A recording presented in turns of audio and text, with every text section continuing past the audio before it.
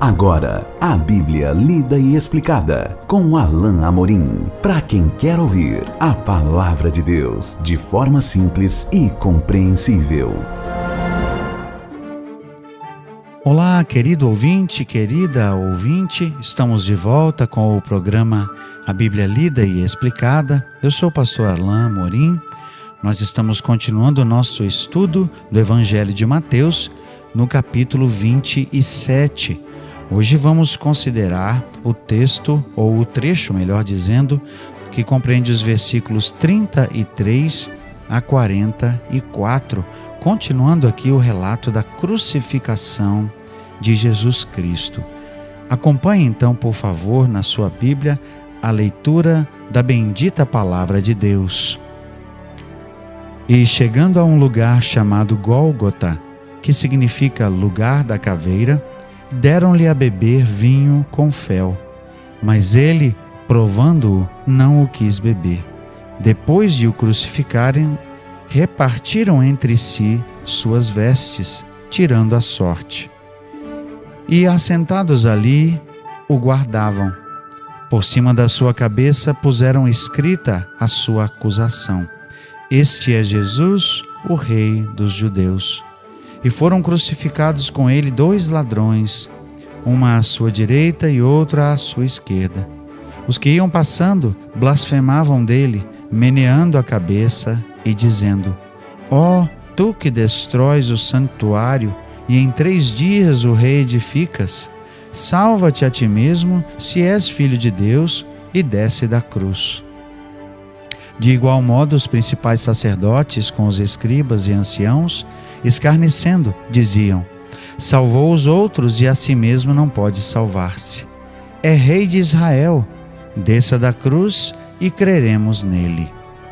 Confiou em Deus, pois venha livrá-lo agora, se de fato lhe quer bem, porque disse: Sou filho de Deus. E os mesmos impropérios lhe diziam também os ladrões que haviam sido crucificados com ele. O sofrimento de Jesus, como nós vimos no nosso último encontro, apenas havia começado nas mãos dos soldados. O maior sofrimento e o sofrimento mais agudo não viria sequer com os pregos que traspassaram as suas mãos. Na verdade, mais provavelmente, traspassaram aqui no punho, no encontro dos ossos que nós temos aqui no braço, porque a Escritura diz que nenhum dos seus ossos foi quebrado. E também o prego que traspassou embaixo, perto do pé, para que ele pudesse ser pendurado na cruz. Isso certamente infligiu uma dor praticamente insuportável a Jesus. Mas, apenas para mencionar um pouco de todo o sofrimento que Jesus passou, a morte por crucificação era uma morte horrível, era uma morte horrenda, que certamente eu não desejaria, aqui usando até aquela expressão que muitos usam, eu não desejaria isso para o meu pior inimigo. A punição da morte por crucificação era uma punição reservada aos piores criminosos. Pessoas que cometiam crimes hediondos, ou seja, que tinham cometido assassinatos. Esse era o caso, por exemplo, do próprio Barrabás, que alguns autores, inclusive, dizem que aquela cruz, que certamente não estava reservada para Jesus, estava reservada para Barrabás. E Jesus então tomou o seu lugar naquela execução. Mas a crucificação era punição para crimes hediondos e, como nós falamos no nosso último encontro, para aqueles que eram acusados de alta traição contra o império, para rebeldes. Ou seja, era uma punição exemplar para que ninguém se atrevesse a se voltar contra o sistema do Império Romano. E essa morte, a própria crucificação, e aqueles momentos em que a pessoa ficava pendurada ali na cruz, Eles infligiam uma dor insuportável e, além da dor, a pessoa tinha uma extrema dificuldade de respirar por causa do peso do próprio corpo que ela não conseguia suportar por causa da dor nos braços. Ou a pessoa se pendurava numa posição para conseguir respirar, e aí o local onde os pregos estavam doíam muito, ou a pessoa aliviava essa dor dos pregos, deixando o seu próprio corpo solto, mas isso fazia com que a pessoa tivesse extrema dificuldade de respirar, e isso fazia com que também líquidos se acumulassem no pulmão, e com o tempo a pessoa literalmente se afogava nos próprios fluidos. É por isso, por exemplo, como nós vemos no relato de Lucas, que quando eles colocaram aquela lança e traspassaram o lado de Jesus, saiu água e sangue. É por isso. Então, meu querido ouvinte, minha querida ouvinte, o sofrimento pelo qual Jesus passou é inimaginável. A dor que ele sentiu por tudo aquilo que ele estava passando é uma dor excruciante. Poucas pessoas conseguiriam suportar uma dor como aquela. Nós vemos aqui que, além dessa dor, como nos diz o texto, os judeus, as pessoas que estavam ao lado e passavam por ali, ainda ficavam zombando de Jesus. A questão é que essa punição também era feita de um modo que a pessoa ficasse perto de uma estrada por onde passavam várias pessoas. Por ser uma punição exemplar, era preciso que isso fosse feito num lugar onde as pessoas pudessem ver e temer um final como aquele. O fato é que o texto diz que eles chegaram ao lugar chamado Gólgota, que significa lugar da caveira. Provavelmente porque havia pedras e rochas ali na encosta daquele pequeno morro que lembravam, que se assemelhavam a um crânio, a uma caveira. É provavelmente por isso esse nome. Deram-lhe a beber vinho com fel, que era uma substância que certamente era feita e dada a quem estava ali naquele momento, para aliviar um pouco da dor, ou seja, era uma espécie de psicotrópico ou alguma coisa que fizesse a pessoa ficar inebriada para que a dor não fosse tão intensa. Mas Jesus, claro, não quis beber. Jesus não quis nenhum tipo de alívio da dor que ele estava sentindo. Ele precisava sentir tudo para que aquele momento fosse um momento em que Jesus completamente tomasse o nosso lugar. Verso 35 diz assim: depois de o crucificarem, repartiram entre si as suas vestes, tirando a sorte. É Lucas que diz que isso é mais um cumprimento de uma profecia com relação a Jesus. Assentados ali, verso 36, o guardavam. Por cima da sua cabeça estava a sua sentença. Esse era o costume no Império.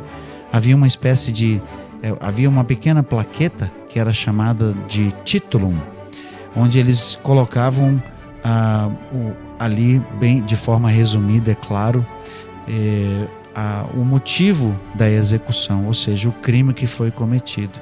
E ali eles inscreveram, né? E na verdade, ou seja, era uma verdade, ou seja, de forma profética eles escreveram: este é Jesus, o Rei dos Judeus. É João que no seu evangelho ainda fala um pouco mais sobre essa questão, sobre o próprio título que foi colocado acima da cabeça de Jesus.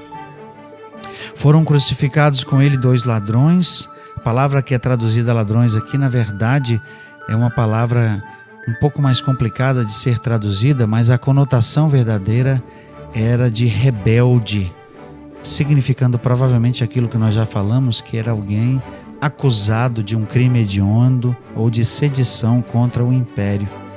E 2 ladrões, uma à esquerda e outro à direita, como diz o texto, os que iam passando blasfemavam dele, meneando a cabeça, ou seja, balançando a cabeça, num sinal negativo, e dizendo: ó tu que destróis o santuário e em 3 dias o reedificas, salva-te a ti mesmo, se és filho de Deus, e desce da cruz.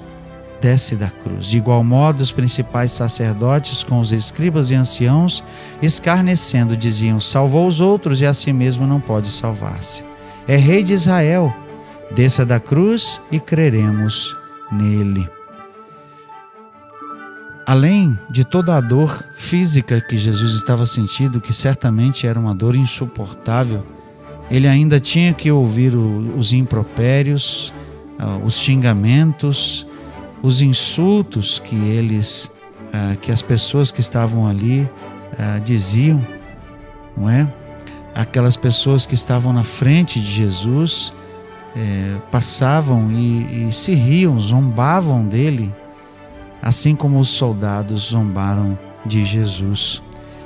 O Craig Blomberg nos traz uma coisa que eu quero citar e mencionar aqui para vocês, ler aqui para vocês, sobre essa provável última tentação de Jesus, esses últimos momentos de Jesus. E isso serve aqui para nós como um alerta sobre aquele momento, e nos lembra de um fato extremamente significativo, que nos faz refletir ainda mais em toda a vontade de Jesus de cumprir o plano de Deus e o ato voluntário desse vitupério, desse sofrimento de Jesus na cruz. Veja o que nos diz o Craig Blomberg. Aqui verdadeiramente está a última tentação de Jesus, de descer da cruz. E ele poderia escolher fazer isso, mas ele teria assim perdido seu papel divinamente apontado por Deus como o inocente sofredor pelos pecados de toda a humanidade. Por nossa salvação eterna, louvamos a Deus porque Ele escolheu permanecer fiel apesar dessa agonia intensa e extremamente dolorosa.